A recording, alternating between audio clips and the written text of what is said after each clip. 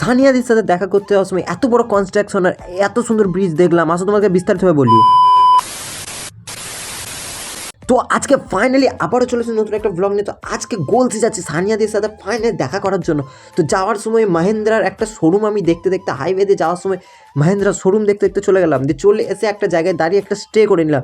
আর প্রচুর ঠান্ডা লাগার কারণেতে আমি একটা সোয়েটার পরেছিলাম। তো আমার সাথে একটা বন্ধু যাচ্ছে। তো এই জায়গাটা কোথায়, মানে এই যে কনস্ট্রাকশনটা যেটা হচ্ছে, এত বড় একটা জায়গার কনস্ট্রাকশন চলছে, এই জায়গাটা কোথায় তোমরা যদি কেউ জেনে থাকো কমেন্টে অবশ্যই বলবে আমাকে।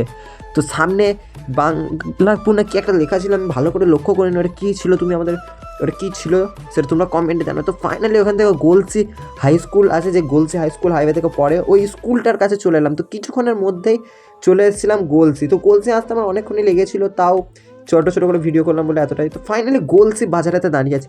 তো গোলসি বাজারেতে দাঁড়িয়েছিলাম সানিয়াদির সাথে দেখা করবো বলে, কিন্তু সানিয়াদির আসতে পারলো না কোনো অসুবিধা থাকার কারণে। তো সানিয়াদির যদি আবার পরের কোনো দিন সানিয়াদির সাথে দেখা করবো, তো এসে এত সুন্দর একটা ব্রিজ দেখে নেবো। তো ওইখান থেকে আমি যাচ্ছি বাড়ি।